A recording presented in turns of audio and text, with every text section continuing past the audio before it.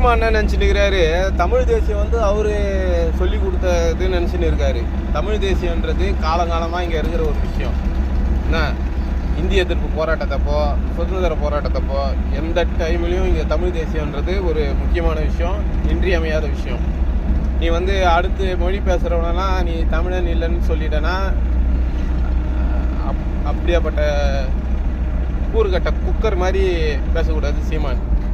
இந்த சாட்டை துரைமுருகன் இந்த மாதிரி எச்ச பசங்களாம் என்ன தளபதியை பற்றி பேசுறதை நிறுத்திக்கணும். ஏன்னா இவனா மாமா பசங்க இவனுங்க. என்ன தமிழ் தேசியன்றது காலங்காலமாக இருக்கிற ஒரு விஷயம். அது வந்து இந்த ஈழத்தமிழர் போராட்டத்தப்போ ரொம்ப ரொம்ப நல்லா இதுவாக இருந்தது. இவனுக்கு என்ன பண்ணிட்டான், தமிழ் தேசியம்னு ஒன்று இருக்கவே கூடாதுன்ட்டு இந்த ஆமை புகுந்த வீடுன்னு சொல்லுவாங்கல்ல, அது மாதிரி தமிழ் தேசியத்தில் பூந்துருக்க ஆமை இவன். கரெக்டு தான். அதனால தான் இவனுக்கு ஆமகரின்னு பேர் வச்சுக்கிறாங்க. இவனால தான் இந்த தமிழ் தேசியன்றது நீர்த்து போயிருக்குது இன்னைக்கு.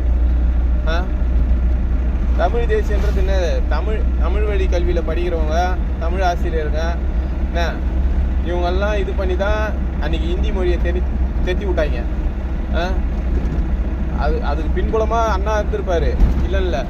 ஆனால் தமிழ் ஆசிரியர்களும் தமிழ் மாணவரும் தான் அது முக்கியம். அதை பற்றி படம் எடுக்க சொன்னால் இவனுங்க ஒரு பராசக்தின்னு ஒரு படத்தை எடுத்து வச்சு நம்ம உசுரை வாங்குறாங்க.